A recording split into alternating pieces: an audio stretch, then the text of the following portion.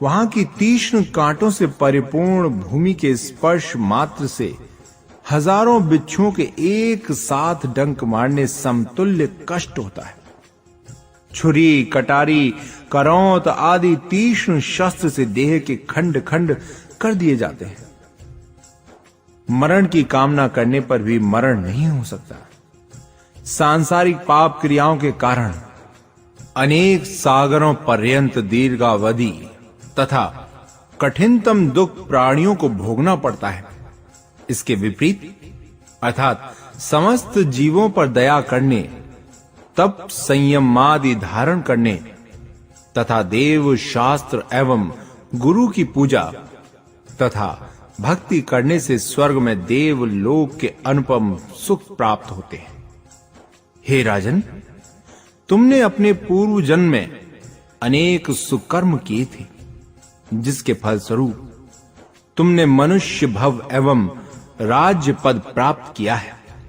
अब तू इन निरपराध निरीह मृगादि पशुओं का केवल जीवा रसना की तृप्ति और देह की पुष्टि के अभिप्राय से वध करता है। इसलिए ऐसा घोर निंदनीय दुष्कर्म करके तू अवश्य ही नरक में जाएगा। यदि तुम अपना कल्याण चाहते हो तो इस निंदनीय हिंसा कर्म को त्याग कर समस्त जीवों को अपने प्राणों के समतुल्य प्रिय समझकर उन पर करुणा करो। मुनिराज का उपदेश सुनकर राजा वज्रकर्ण को पश्चाताप हुआ और वो तत्काल अश्व पर से उतरकर उनके चरणों में गिर पड़ा। मुनि को साष्टांग नमस्कार कर उसने अपने को धन्य माना।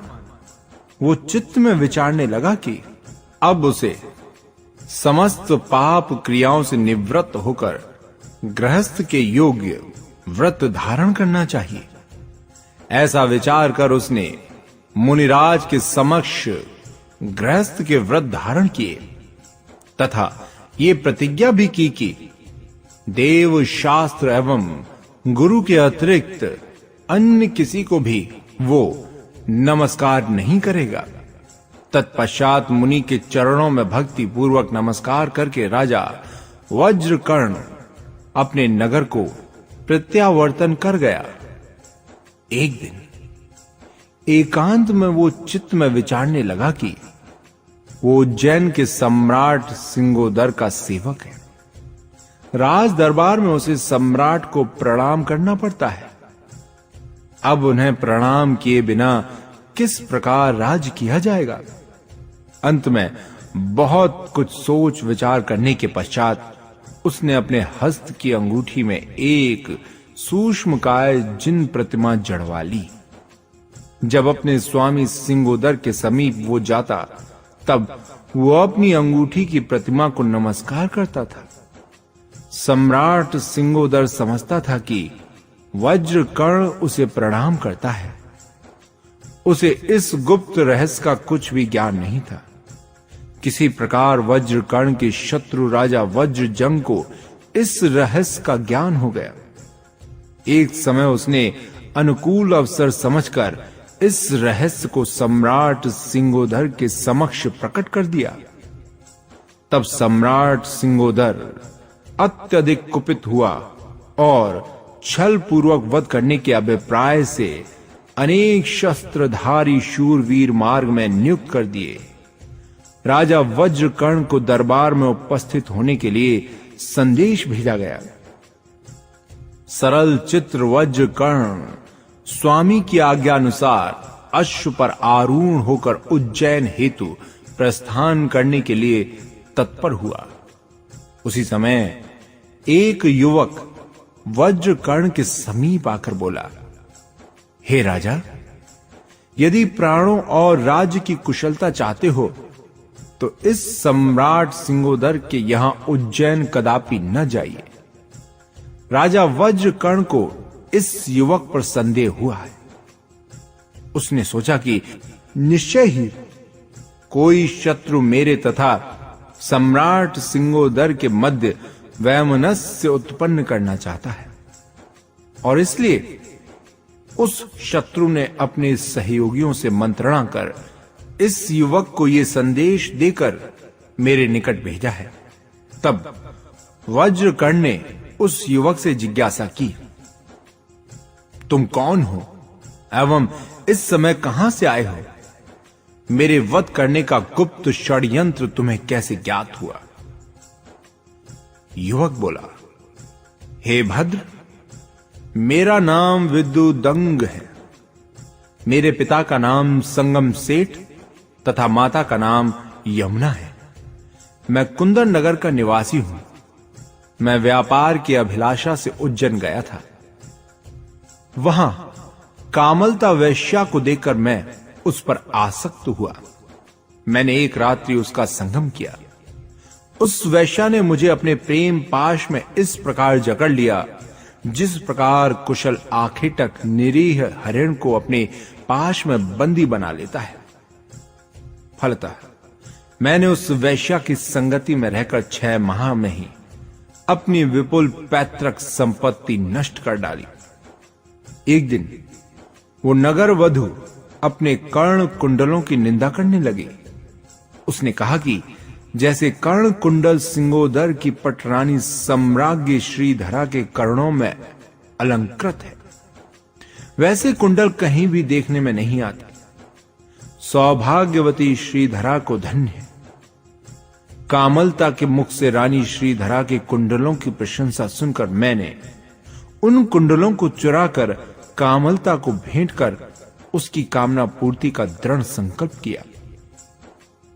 योग्य अवसर विचार कर मैं अंधेरी रात्रि में चोरी के अभिप्राय से राजमहल में प्रविष्ट हुआ। महल में छिपकर मैं सम्राट सम्राज्ञी की परस्पर वार्ता सुनने लगा। सम्राट सिंहोदर उस समय अत्यंत व्याकुल हो रहा था।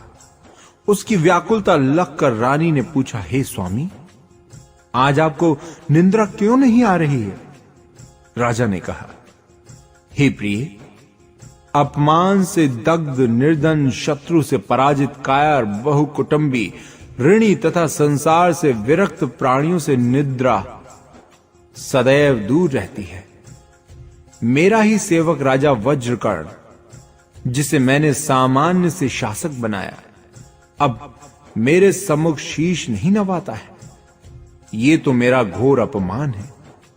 जब तक मैं उसका अभिमान विचूर्ण न कर दूं, तब तक मुझे निंद्रा कैसे आ सकती है? मैंने उसे दरबार में बुलाया है और मार्ग में कई योद्धाओं को शस्त्र लेकर नियुक्त कर दिया है। जब वो दशांगपुर से प्रस्थान कर उज्जैन आएगा, तब मार्ग में ही मेरे योद्धा उसका वध कर देंगे। सम्राट सिंहोदर का ये षड्यंत्र श्रवण कर मैं सम्राज्ञी के कुंडल चुराने का संकल्प तो विस्मृत कर बैठा और इसकी सूचना आपको देने के लिए यहां यथाशीघ्र आया हूं। आप महान धर्मात्मा, जीव दया के पालक तथा मुनि राजों के निरंतर वैयावृत्ति करने वाले हैं। इस कारण आप पर मेरा स्वाभाविक स्नेह है। दुष्ट सिंहोदर ने आपका वध करने के लिए अनेक बलशाली योद्धा मार्ग में नियुक्त कर दिए हैं। आप कृपया मेरे कथन पर विश्वास करें और अपनी सुरक्षा हेतु प्रयत्न करें। राजा वज्रकर्ण एवं युवक विद्युदंग के मध्य चर्चा हो रही थी कि सम्राट सिंहोदर की सेना मानो संपूर्ण गगन मंडल को धूसरित करती समीप आ पहुंची। विशाल सेना को सम्मुख आते देखकर राजा वज्रकर्ण विद्युदंग सहित अपने दुर्ग में लौट गया। जब दुर्ग रक्षकों ने सम्राट सिंहोदर की सेना को दुर्ग में प्रवेश करने नहीं दिया, तब उसकी सेना ने दुर्ग को चतुर्दिक से घेर कर एक दूत को राजा वज्रकर्ण के निकट भेजा। दूत ने राजा वज्रकर्ण के समीप पहुंचकर कहा, हे राजा वज्रकर्ण, सम्राट सिंहोदर का कहना है कि तुम जिन शासन के गर्भ में उनकी सत्ता विभूति के मार्ग में कंटक सिद्ध हो रहे हो, संभवतः है कि तुम्हें किसी घर खोवा यति अर्थात घर द्वार त्याग कर वन में एकाकी निवास करने वाले नग्न साधु ने बहकाया है, जिससे तुम न्याय को विस्मृत कर बैठे हो। उनके द्वारा प्रदत्त राज्य पर शासन कर तुम वैभवशाली एवं प्रतिष्ठित हुए, पर अब उन्हीं की अवहेलना कर अरहंत को शीश नवाते हो। निश्चय ही तुम मायाचारी हो। अब तुम तत्काल उनके समीप जाकर मस्तक नवाकर विनय करो, अन्यथा युद्ध में निहत हो जाओगे। दूत के मुख से ऐसे कठोर वचन सुनकर राजा वज्रकर्ण ने कहा, हे दूत, तू मेरी ओर से अपने स्वामी से निवेदन कर कहना कि ये समस्त प्रदेश, नगर, भंडार, हस्ती, अश्व तथा संपूर्ण संपत्ति उनकी है। वे जब चाहें उसे वापस ले लें, परंतु मुझे अपनी रानी संग धर्म द्वार देकर बाहर निकल जाने दे।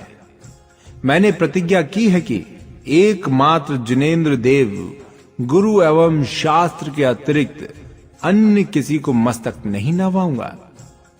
वे मेरे द्रव्य के स्वामी हैं, मेरी आत्मा के नहीं। वे प्रसन्नता पूर्वक संपूर्ण द्रव्य ले लें। दूत तत्काल लौटकर अपने स्वामी सम्राट सिंहोदर के निकट आया और राजा वज्रकर्ण का संपूर्ण प्रत्युत्तर सविस्तार निवेदन किया। दूत के विवरण पर अत्यंत क्रुद्ध होकर सम्राट सिंहोदर ने उस नगर को चहुं ओर से घेर लिया तथा उसे उजाड़ दिया है। हे देव, उस दुष्ट सम्राट सिंहोदर की सेना ने इस सुंदर नगर को भस्मीभूत कर इसे राख का ढेर बना दिया है। मेरी घास फूस से निर्मित कुटिया भी जलकर भस्म हो गई है। मेरे गृह में मिट्टी की एक हंडी एवं उसका ढक्कन था। मैं उन्हें उठाने जा रहा हूं। मेरी कटु भाषणी पत्नी ने बारंबार कटु वचन कहकर मुझे भेजा है, ताकि नगर के निर्जन अर्थात सूने गृहों में जो कतिपय बर्तन अथवा उपयोगी वस्तुएं मिलें, उन्हें भी उठा लाऊं। उसकी प्रताड़ना के कारण अब मैं वहां जा रहा था। मेरा परम सौभाग्य है कि मार्ग में ही आपके दर्शन हुए। मेरी पत्नी ने मेरा महती उपकार किया कि आप सदृश महापुरुषों के दर्शन हुए। यदि वो धृष्टता पूर्वक मुझे न भेजती तो मैं भला क्यों आता। श्री राम ने उसे अत्यंत दुखी देखकर उसे अपने कंठ में सुशोभित रत्नहार उपहार में प्रदत्त किया। वो प्रसन्न वदन श्री राम को प्रणाम कर प्रत्यावर्तन कर गया। श्री राम अपने भ्राता लक्ष्मण और सीता सहित दशांगपुर के समीप श्री चंद्र प्रभु के चैत्यालय में आए और श्री जिनेंद्र भगवान के दर्शन कर विश्राम करने के निमित्त से वहां ठहर गए। श्री राम की आज्ञा लेकर आहार सामग्री लेने के निमित्त लक्ष्मण नगर की ओर चले। सम्राट सिंहोदर के योद्धाओं ने लक्ष्मण को नगर में प्रवेश करने से निषेध किया, परंतु उनकी ओर कोई ध्यान न देकर लक्ष्मण निर्भय होकर अग्रसर होते गए।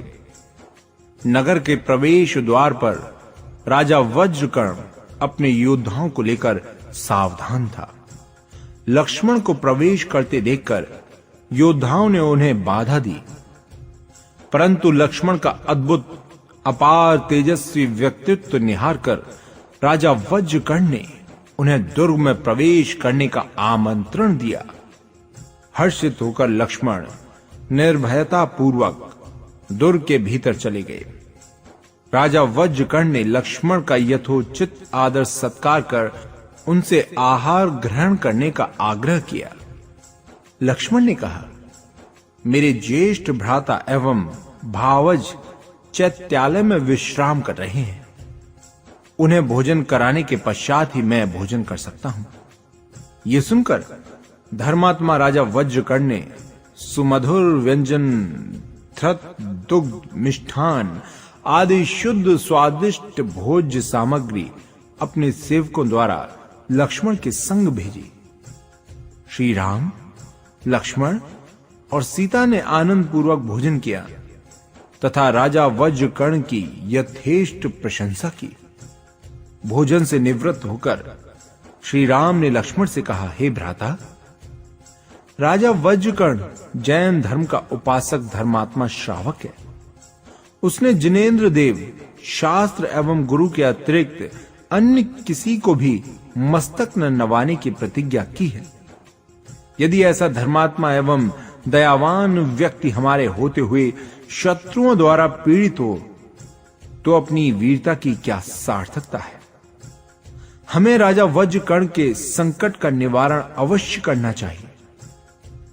हे लक्ष्मण, तुम सम्राट सिंगोदर के शिविर में तत्काल जाओ और ऐसा प्रयत्न करो कि वो क्रोध को त्याग कर इस नगर से घेरा उठाकर अपने राजधानी उज्जैन को प्रत्यागमन कर लौट जाए, अथवा अन्य कोई उपाय द्वारा यदि राजा वज्रकर्ण को अभय प्रदान किया जा सके तो वैसा तत्काल करो।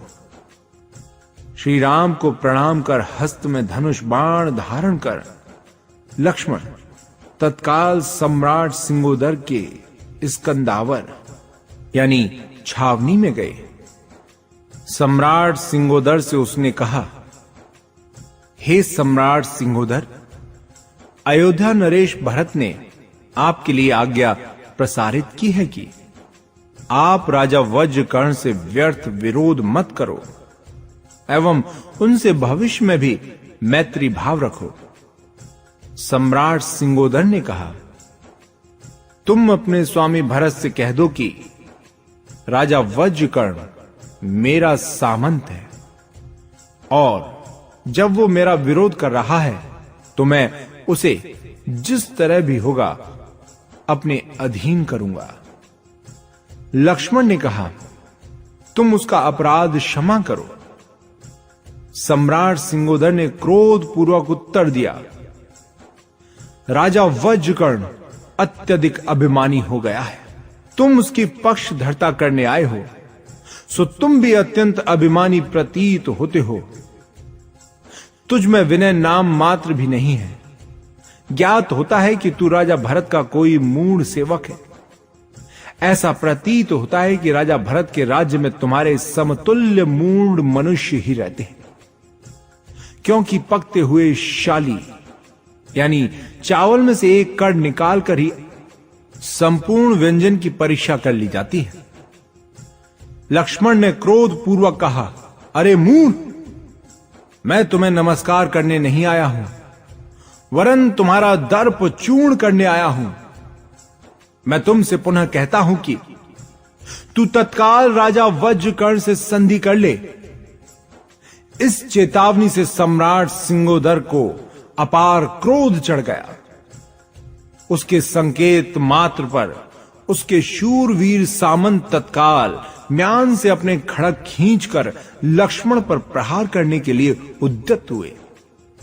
उन्होंने लक्ष्मण को चतुर्दिक से इस प्रकार घेर लिया जैसे पर्वत को तुच्छ मच्छरों ने घेर लिया हो। अब तो वीर लक्ष्मण के क्रोध का पारावार न रहा। उन्होंने अनेक योद्धाओं को लात मुक्के थप्पड़ों के प्रहार से व्याकुल कर भूल लुंठित कर दिया। किन्हीं के लंबे लंबे केश पकड़कर उनके मस्तक परस्पर में भिड़ा दिए। किसी को अपने हाथों से ही मसल डाला, किसी को उठाकर दूर फेंक दिया। जब सिंगोदर ने वीर वर लक्ष्मण का ये प्रचंड पराक्रम देखा, तब वो स्वयं गज पर आरूढ़ होकर उससे युद्ध करने लगा। लक्ष्मण ने तत्काल गज को बांधने वाला खंबा उखाड़ लिया और उसे लेकर सम्राट सिंगोदर की सेना से भीषण युद्ध करने लगे। खंबे के विकराल प्रहार से समस्त शत्रु सेना व्याकुल होकर चतुर्दिक पलायन करने लगी। पराक्रमी लक्ष्मण ने सम्राट सिंगोदर को गज पर से नीचे पटक कर रज्जू से बंदी बना लिया और उसे इस प्रकार ले जाने लगे जैसे कोई मनुष्य वृषभ यानी बैल को खींच कर ले जाता है। सम्राट सिंगोदर की रानियां लक्ष्मण के चरणों में लौटकर पति के प्राणों की भिक्षा मांगने लगी।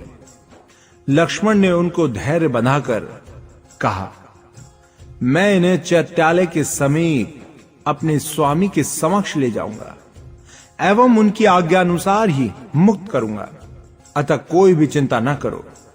लक्ष्मण बंदी सिंगोदर को श्री राम के सम्मुख ले आए। सिंगोदर ने भी श्री राम के दर्शन कर उन्हें नरोत्तम समझकर विनम्र होकर उनके चरणों में अपना शीश नवाकर निवेदन किया और कहा, हे नाथ, आप मुझे जो भी आज्ञा प्रदान करेंगे मैं उसका पालन करने हेतु तत्पर हूं। मेरा समस्त साम्राज्य आपका है, आप जिसे चाहें सौंप दें। इसी समय उसकी रानियां भी आर्तनाद करती हुई श्री राम के समक्ष आ पहुंची और अपने पति को मुक्त कराने के लिए अभिप्राय से विनती करने लगी। तत्पश्चात वे सीता के चरणों पर गिरकर गिड़गिड़ाने लगी। करुणावत्सल श्री राम ने सिंगोदर से कहा, मेरी आज्ञा यह है कि तुम राजा वज्रकर्ण से अपने अपराध की क्षमा याचना कर उनसे मित्रता स्थापित करो। सिंगोदर ने श्री राम की आज्ञा शिरोधार्य की। जब राजा वज्रकर्ण ने अपने सेवकों के मुख से सुना कि सम्राट सिंगोदर वीरवर लक्ष्मण के हाथों बंदी हुआ है, तब वे अत्यंत प्रसन्न हुए और अपनी रानियां सहित सपरिवार जिनेंद्र भगवान के चैत्यालय में जाकर श्री राम से मिले। परस्पर कुशल वार्ता हुई। श्री राम ने राजा वज्रकर्ण के प्रतिज्ञा पालन की भूरी भूरी प्रशंसा की। श्री राम ने कहा, यद्यपि मैंने आपका इतना उपकार किया, तथापि अपनी प्रतिज्ञा के अनुसार आपने मुझे भी अपना मस्तक नवाकर नमस्कार नहीं किया। श्री जिनेंद्र देव शास्त्र एवं गुरु में आपकी अटल श्रद्धा परम प्रशंसनीय है। तदंतर लक्ष्मण ने राजा वज्रकर्ण से कहा, हे दृढ़ प्रतिज्ञ, अब आपकी क्या अभिलाषा है? राजा वज्रकर्ण ने कहा, महानुभाव, आप सदृश परोपकारी नरोत्तम का दर्शन प्राप्त कर अब मुझे संसार की किसी भी वस्तु की प्राप्ति की कामना नहीं रही। मैं वस्तुतः किसी को भी पीड़ा देना नहीं चाहता। सम्राट सिंगोदर मेरे स्वामी हैं, आप कृपा कर उन्हें मुक्त कर दीजिए। लक्ष्मण ने राजा वज्रकर्ण की कृतज्ञता की पुनरपि प्रशंसा कर सिंगोदर को बंधन मुक्त किया तथा दोनों में परस्पर मित्रता करवाई। सम्राट सिंगोदर ने राजा वज्रकर्ण की संपूर्ण धन संपत्ति और राज्य वैभव उसे पुनः सौंप देने की आज्ञा दी।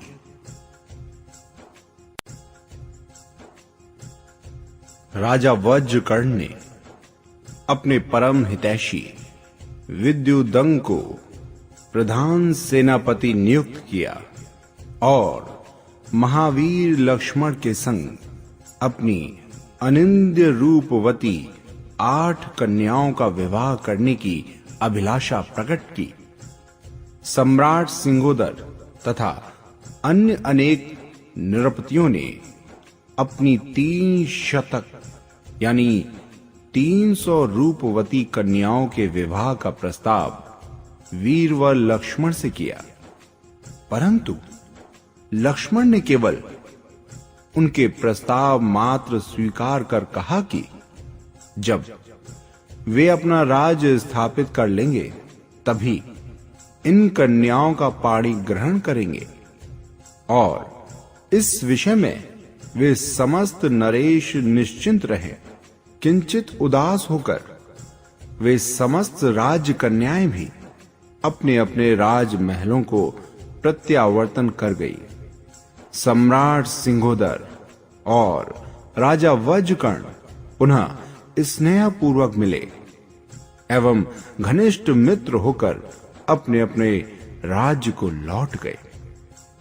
श्री राम, सीता एवं लक्ष्मण रात्रि के शेष प्रहर में गुप्त रीति से प्रस्थान कर अपनी यात्रा में अग्रसर हुए। मार्ग में रमणीक वनों के मिष्ट स्वादिष्ट फलों का आस्वादन करते हुए, स्वच्छ जलाशयों में इच्छानुसार क्रीड़ा करते हुए वे नलकुबर नगर के बाह्यवर्ती रमणीक उपवन में जा पहुंचे। उस समय उस नगर की राजकुमारी कल्याणमाला राजकुमार के वेश में वन क्रीड़ार्थ वहां पर आई थी और सरोवर के तट पर क्रीड़ा कर रही थी। देव संयोग से लक्ष्मण भी उसी सरोवर पर जल लेने को पहुंचे। लक्ष्मण के बलशाली तेजस्वी व्यक्तित्व को निहार कर राजकुमारी उस पर मोहित हो गई। उसने अपने एक सेवक को भेजकर लक्ष्मण को अपने समीप बुलवाया। लक्ष्मण जब उसके सम्मुख पहुंचे तब वो उन्हें सम्मान सहित अपने विश्राम शिविर में ले गई। कुशल प्रश्न जिज्ञासा के उपरांत उसने लक्ष्मण से उनका परिचय पूछा। लक्ष्मण ने कहा, मेरा नाम लक्ष्मण है। मेरे ज्येष्ठ भ्राता श्री राम और भावज सीता यहीं समीप ही उपवन में ठहरे हुए हैं। मैं यथा शीघ्र उनके आहार का प्रबंधन कर उनकी आज्ञा लेकर पुनः आपके समीप आकर संपूर्ण वृतांत सुनाऊंगा। कल्याणमाला ने लक्ष्मण से वहीं रुकने का अनुरोध किया और श्री राम सीता को सादर लिवा लाने के लिए अपने चतुर सेवक को उनके निकट भेजा। सेवक तत्काल श्री राम के समक्ष उपस्थित हुआ और उन्हें प्रणाम कर कहा, हे देव, आपके अनुज लक्ष्मण हमारे राजकुमार को अतिथिशाला में विश्राम कर रहे हैं। राजकुमार ने विनय की है कि आप भी वहीं चलकर शीतल छाया में विश्राम करें और आहार ग्रहण कर उन्हें अतिथि सत्कार का सौभाग्य प्रदान करें। श्री राम और सीता उस सेवक के संग शिविर के समीप आए। पुरुष वेश में राजकुमारी ने कुछ अग्रसर होकर श्री राम और सीता की अगवानी की। तत्पश्चात यथेष्ट सम्मान पूर्वक उन्हें अपने विश्राम कक्ष में ले गई और तदुपरांत उत्तम सिंहासनों पर विराजमान कराया। निर्मल सुगंधित जल से स्नान करवाकर उन्हें उत्तम षट रस संयुक्त भोजन करवाया और विश्राम के निमित्त उन्हें कोमल शय्याएं प्रस्तुत की। कुछ काल उपरांत राजकुमारी ने अपने सेवकों को शिविर से प्रस्थान की आज्ञा दी। एकांत में राजकुमारी ने पुरुष वेश को त्याग दिया और अपने वास्तविक नारी वेश में प्रकट होकर सलज नतमुख हो सीता के समीप बैठ गई। राजकुमारी का अनुपम रूप लावण्य देखकर लक्ष्मण उस पर मोहित हो गए और उनके नेत्र उसकी रूप सुधा का पान करने हेतु बारंबार उधर उन्मुख होने लगे। श्री राम ने उसका वेश परिवर्तन देखकर उससे मधुर वचनों में पूछा, भद्रे, तू किसकी पुत्री है? किस कारण राजकुमार के वेश में रहती हैं? कल्याणमाला वस्त्र से अपना अंगी भली प्रकार ढांक लज्जा से नतमुख होकर विनय युक्त मधुर स्वर से बोली, मेरे पिता बाल सिक्ख्य इस नलकुबर नगर के राजा थे। मेरी माता का नाम पृथ्वी है। जब मेरे पिता संग्राम में मिलेच्छों के अधिपति द्वारा बंदी बना लिए गए, तब सम्राट सिंगोदर ने आज्ञा दी कि बाल सिक्ख की गर्भवती रानी के यदि पुत्र उत्पन्न होगा तो वो नलकुबर नगर का उत्तराधिकारी युवराज होगा, अन्यथा उस नगर पर उनका अधिकार हो जाए।